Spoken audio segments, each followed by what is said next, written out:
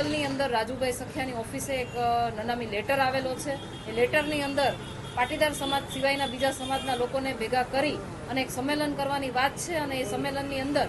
જિગીશા પટેલનો ચોટલો પકડીને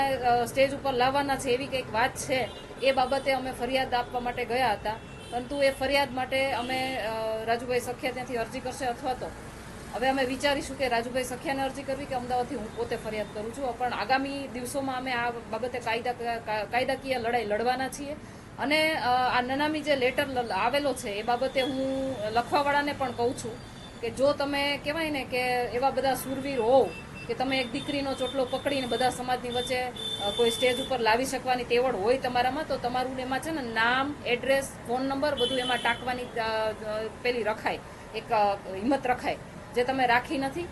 ઘણી બધી વખત મને આ લોકોના તરફથી કહેવાય આ જે ગુંડા તત્વો છે જે ગોંડલની અંદર કામ કરી રહ્યા છે, જે આવારા તત્વો છે અને લુખા તત્વો જે નાની પ્રજાને, સામાન્ય પ્રજાને ધમકાવીને ડરાવીને રાખી રહ્યા છે, એવા લોકોના ફિટ્ટુઓ જેને કહેવાય, જેના નાના નાના માણસો ચા કરતા કેટલી ગરમ આપણે જેને કહીએ છીએ, એ લોકોની મને ઘણી બધી વખત ધમકીઓ આવતી હોય છે। પણ આજ વખતે લેખિતમાં ધમકી આવી છે ને એટલા માટે હું આ કાર્યવાહી કરવા માંગુ છું। હા, મેં પોલીસ પ્રોટેક્શનની માંગણી કરી છે, પરંતુ